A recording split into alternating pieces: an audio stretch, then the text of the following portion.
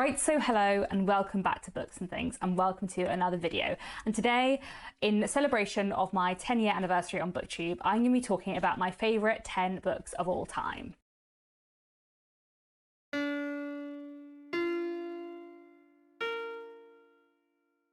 Now, I say I'm going to be talking about my favourite 10 books of all time, and I tried really, really hard to make this a list of 10.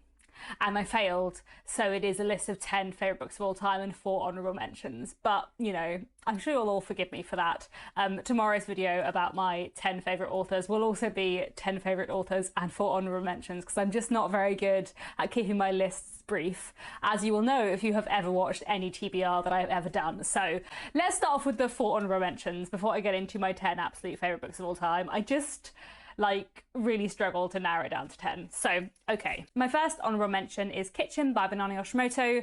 This is a Japanese book from the late 1980s. This edition I have here is translated from the Japanese to the English by Megan Backus, and it consists of 2 short stories, Kitchen and Moonlight Shadow, both of which I just absolutely love. They are stories about grief and food and love, and they're just wonderful, and I love the way Banana Yoshimoto writes. She's one of my favourite authors. More about her tomorrow. And this was the first book that I read by her, and is also the book that got me into Japanese literature, so it has a very strong place in my heart. The next honourable mention I have is Passing by Nella Larsen. This is an incredible Harlem Renaissance novel from the late 1920s, and it's just incredible. It tells a story of 2 women, both of whom are light-skinned African-American women, one of whom has lived her life in an African-American community, one of whom has passed as white. She's married to a white man who is very racist and doesn't know that she isn't white. And it's about these 2 women, what happens when they meet and reconnect. And so much happens in this tiny book, and the ending is just amazing. And it's so good. It's so good. Another honourable mention I have is a series. I told you I was cheating in so many ways, and that is the series A Dance to the Music of Time by Anthony Powell. This is a series that was written from the 1950s to the 1970s and is set from I think the 1920s to the 1970s. And basically in this amazing 12-book series, I'm just holding up the first 3 books here, our narrator takes us through many, many decades of 20th century British history, and all of the different people that the narrator meets. It's one of those books that isn't about the narrator, really. It's just about all the people that he encounters, and they're such rich, incredible books that I really, really recommend. And they are such favourites of mine. They just don't quite make it into that top 10. And then my final honourable mention, which I still kind of feel sad that it's not in the top 10, but basically all of these books, all 14/13 books and a long series of 12 novels, all of these are spiritually in the top 10. There's just more than 10 of them. So here we have Jane Eyre by Charlotte Bronte, which is the book that started me off reading classics when I was a teenager. It was the book that got me into Victorian literature, so it has a real strong sentimental attachment for me. I also think it's an incredible book, but I feel like if it was just based on the book, it wouldn't be in the top 10, but because it's the book that got me into 19th century literature, it therefore I don't know, I just feel like I owe it a lot, and I do think it's incredible too. I do love it a lot. It is a wonderful coming-of-age story about a woman called Jane Eyre. We follow her from her childhood into her adulthood, her miserable time at school, her experiences as a governess, what happens when she meets a very strange man called Mr. Rochester, and it's just gothic and mysterious and incredible, and I love it a lot. Okay, into the actual top 10, which I will talk about in slightly more detail. I have to say, as you will guess from the 4 honourable mentions, I've really struggled to narrow down to a top 10, and even just the top 5, there are lots of books that are further down the top 10 that I feel should be higher up because I love them so much. I guess if you're picking your 10 favourite books of all time, that's a really high bar to clear. I will say, before I get into the top 10, in terms of how I picked these 10 favourites, every book that is in my top 10 I have read at least twice. Many of these books I've read more than twice, and I think for me, for a book to be an all-time absolute favourite, I kind of have to have read it twice, and it kind of has to have stood up on the second read. There are 2 authors who are represented twice on this top 10 just because I love 2 of their books so much, and in general, a lot of the authors on this list are also my favourite authors of all time, but I'll talk a bit more about that tomorrow. This top 10 list is very heavily dominated by 19th century British literature, which I feel will not be a surprise if you have watched many of my videos, because that is a area of literature that I really, really love. But also I think because a lot of those 19th century British classics are books that I read as a teenager and have read again and again and again, and therefore they've like really stood the test of time in my estimation. I've become like really emotionally attached to them in a way that I haven't with books that I've read more recently. You know, I feel like my reading over time has become a lot more varied. But my like absolute favorite books of all time kind of represents my older taste, I suppose. And I feel like in 20 years' time, my absolute favorite books of all time might look quite different, I suppose. Okay, that's a really long ramble. Let's get into the top 10. We're not actually starting off with a 19th century book. At number 10, we have The Remains of the Day by Kazuo Ishiguro. This is an incredible, incredible novel. It's a work of historical fiction, well, sort of recent historical fiction in a way, I suppose, because it was published in the late 1980s and it's set in the 1950s and also with some sections in the 1930s. And this book is about a butler called Stevens, who has worked at this house for a very long time, and when this house gets a new owner, he is kind of sent off on holiday for a while, and he journeys around England reflecting on his life, and in particular on his relationship with another member of staff at this big house in the 1930s. And the way this book looks at the point in time it's exploring is so good, and the characterization is just incredible, and it's so beautiful and so poignant. And the way this book looks at memory, which is something I love in books, is just so good, and I love it so much. And I really want to reread this one because it's been quite a while since I last read it, but it is incredible and I just can't recommend it enough. At number 9, I have The Watchmaker of Filigree Street by Natasha Pulley. This is an incredible work of historical fiction, came out about 10 years ago, and it is just so good and I love it so much. And it's also the first book I read by Natasha Pulley, who is an author who I really, really love, and this book kind of got me into her work.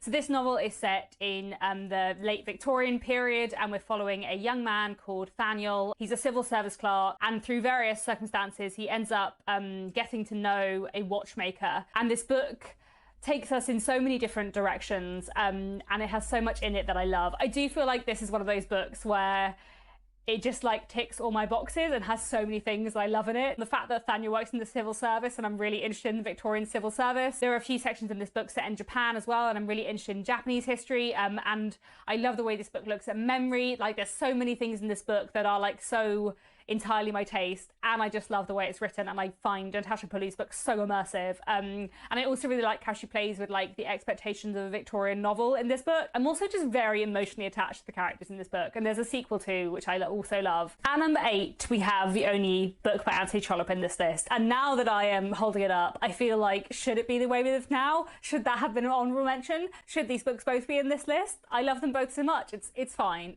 We can live with this top 10. The Small House at Allington is the 5th book in the Chronicles of Barsetshire series, so it's not a great recommendation in a way, because I do recommend that you read the previous 4 first. The Barsetshire Chronicles are much better read in order, because even though a lot of the books have relatively separate stories, they do spoil previous books in the series. Anyway, I love The Small House at Allington so much. It is the story of 2 sisters, Belle and Lily, who live at the small house at Allington. Their uncle lives at the big house at Allington, and this novel is about these 2 very different sisters and their complicated romantic relationships and so much more. There are so many reasons why I love The Small House at Allington, and it's hard to go into all of the reasons why I value it so much, because quite a lot of those reasons are kind of to do with the ending, but I just think the characterization is so good, and it's Anthony Trollope at his best, doing all the things that I love in an Anthony Trollope book. And I'm so fond of so many of the characters. I love Lily Dale, I love Johnny Eames, and I feel like while this wasn't one of the first books by Anthony Trollope that I read, I feel like this was like the book that cemented him as an all-time favourite author for me. In a way, it's so good. You should read the whole Barsetshire Chronicles, and you're in for a treat when you get to book number 5. At number 7, I have Wives and Daughters by Elizabeth Gaskell, which is a wonderful, wonderful Victorian novel.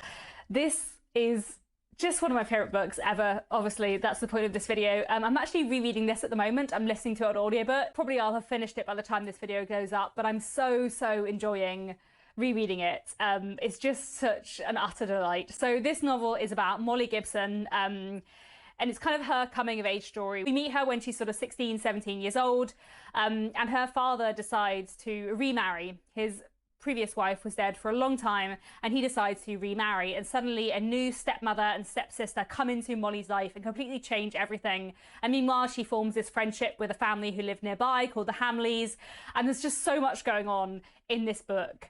And there is so much that I love about this. I think it's a wonderful coming-of-age story. I think it's wonderfully written. I love Elizabeth Gaskell as a writer. I think the themes in it are so great. It's such a wonderful kind of small-town novel, and the way it looks at gossip is wonderful. But I just think the characterization in this book is absolutely standout. Squire Hamley, I genuinely think may be the best character ever written. I just kind of think that. He's so complicated and so well drawn, and you feel so sorry for him even when he's really annoying, and he's just incredible as a character. And the book is so good. At number 6, we have Domian Sun by Charles Dickens. As you will know if you've watched any of my videos before, I'm very fond of Charles Dickens. I think his books are amazing, and there are a few writers whose works bring me as much joy as Charles Dickens does. And Domian Sun, I just think, is a really underrated, really incredible Dickens novel. It is not about Mr. Dombey, and it is not about Mr. Dombey's son. It is chiefly about Mr. Dombey's daughter. But Mr. Dombey's daughter, while important to the novel, is not very important to her father, because all he cares about is having a son to carry on his business. At the beginning of the book, Mr. Dombey's wife gives birth to a son. Florence now has a little brother, and Mr. Dombey pours all his attention into his son, entirely neglecting his daughter.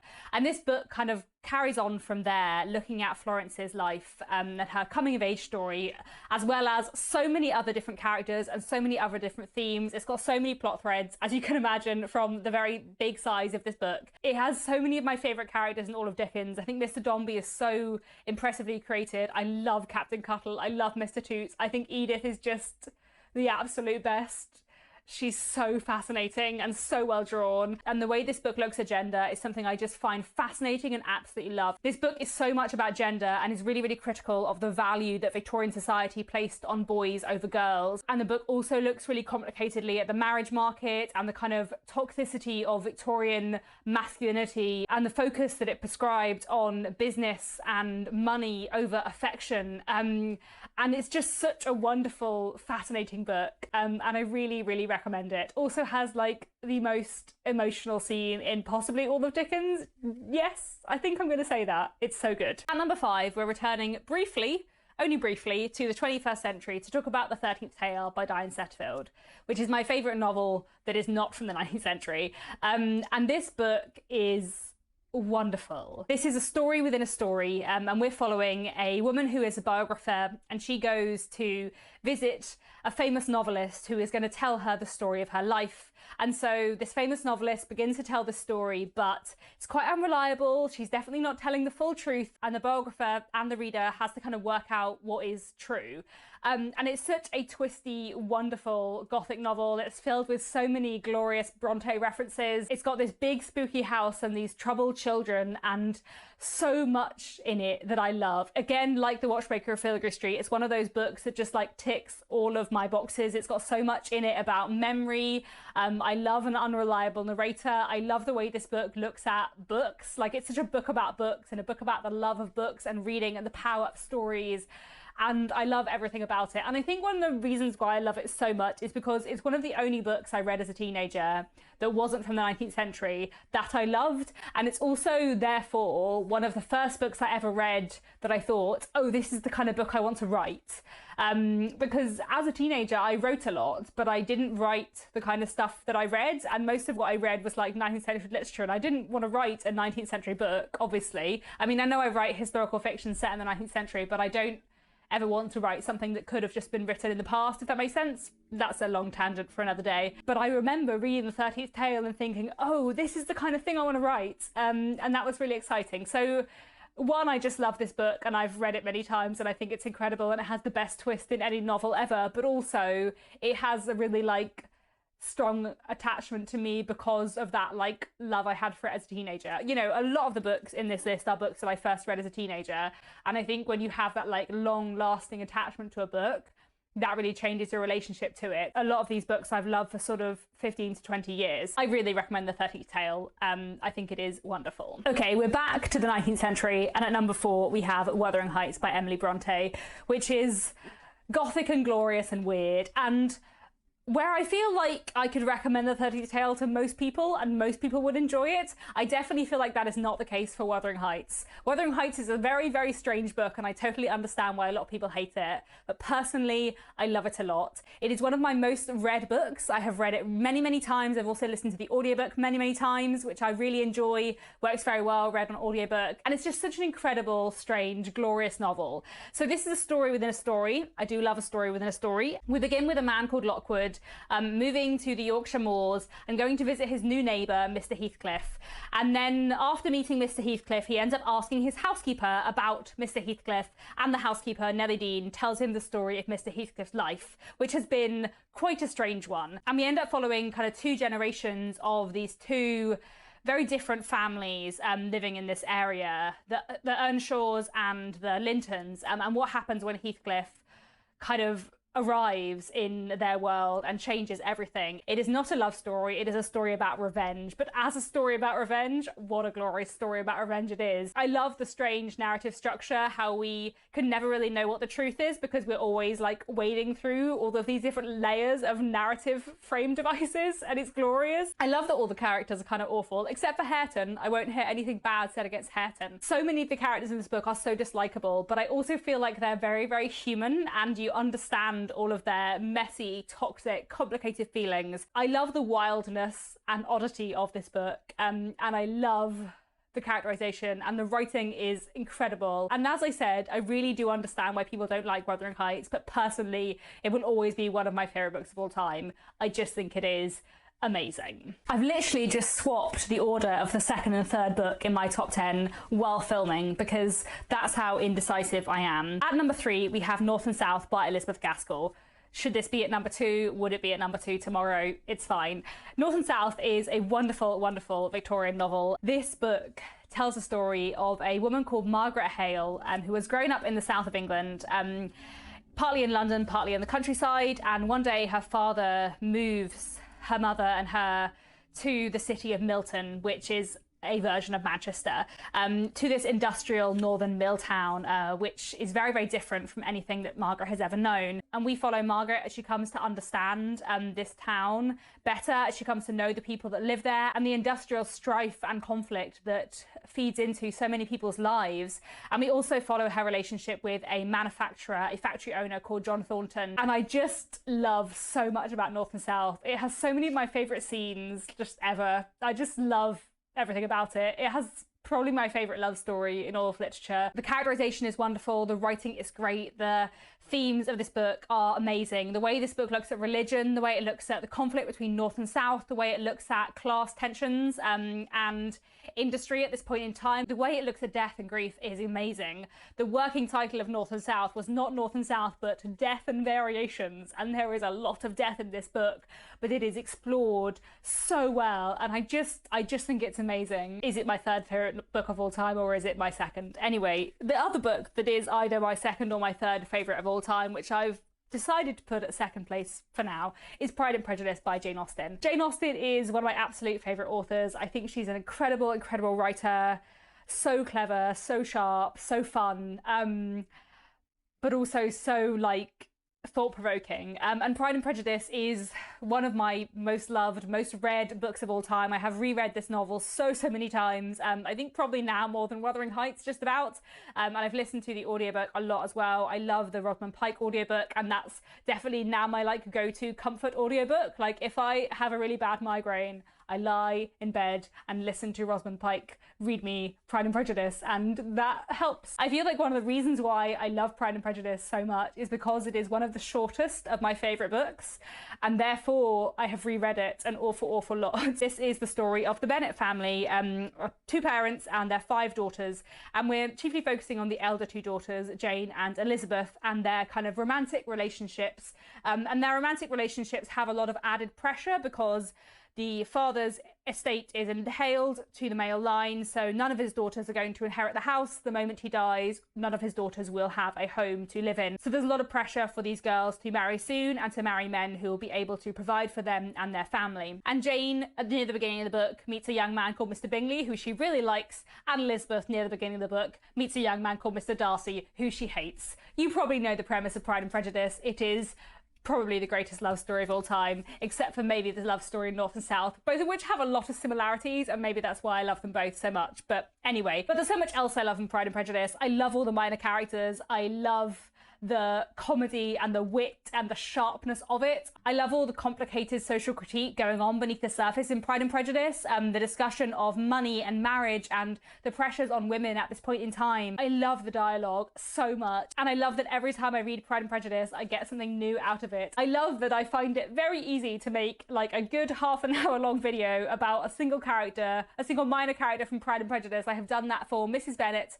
Caroline Bingley and Mr. Collins. All of the minor characters are so rich. There is so much to be said about them and so many different ways to interpret them. And I just, yeah, I love Pride and Prejudice a lot. It's also one of those books that has like gone on a long journey to be my second favourite novel of all time, unless that's North and South. Anyway, the next book I'm going to talk about has been my favourite novel of all time since I read it as a teenager, whereas Pride and Prejudice I wouldn't have necessarily put in my top 10 until I was a bit older, but every time I read it, it grows on me and grows on me, and has just grown right up to very near the top, and I love it a lot, and it's incredible. We have one more book to talk about, and you don't have to have watched many of my videos to know what it is, because I do talk quite often about Our Mutual Friend by Charles Dickens.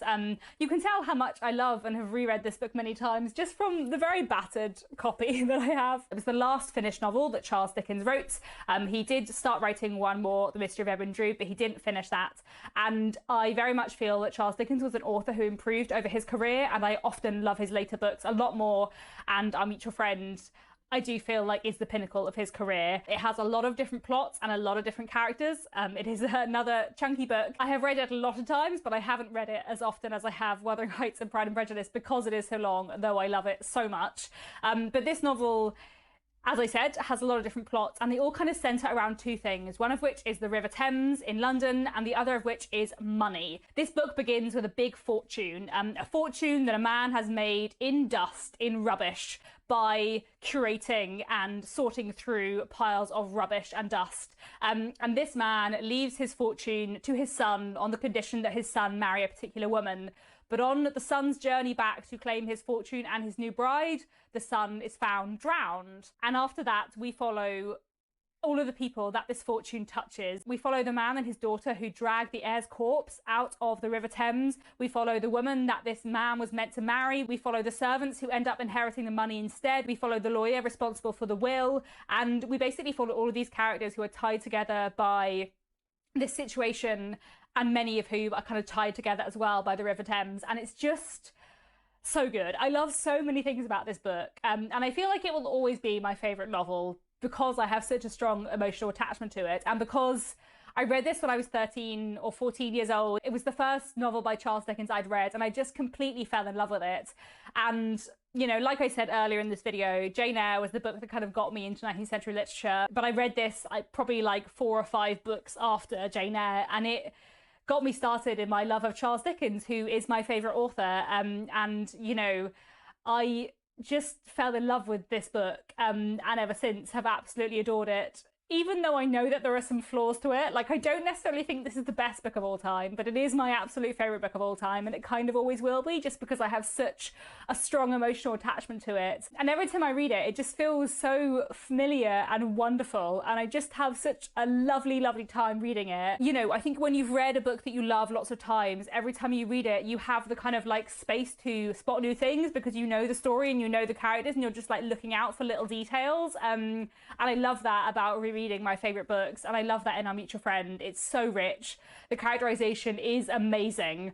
And Lizzie Hexam and Jenny Wren and Bradley Headstone are 3 of the best characters in all of Dickens, and they're all from Our Mutual Friend. And there are so many other characters I love in here too. And I think the plot and the characterisation and the themes, the way this book looks at money and marriage and class and so much more is great. And Jenny Wren, just the best character ever. You see, I know I said earlier that Squire Hamley was the best character ever created, but I feel like Jenny Wren and Squire Hamley are 2 perfect examples of 2 very different kinds of characterization.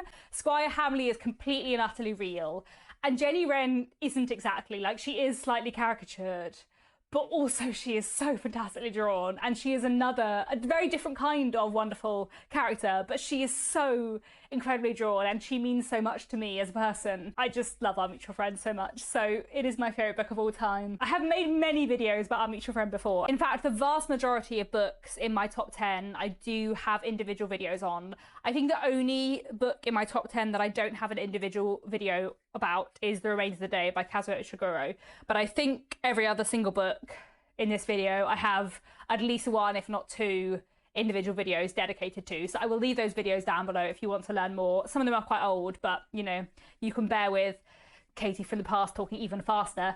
But yes, I love Our Mutual Friend a lot. Okay, there we go. Those are my 10 favourite books of all time, plus quite a few honourable mentions. I love all of these books a lot. I think they're all amazing, and I recommend them all. So there we go. It was quite hard to choose a top 10, as you can tell by the fact that I didn't quite manage to do that, but I still had a lot of fun making this video, and I hope you have enjoyed watching it. So let me know down in the comments, what are your favourite books of all time? Could you narrow it down to a top 10? Have you read any of these books, and what did you think of them? And that's all for now. Thanks so much for watching, and I'll be back tomorrow with another bookish video.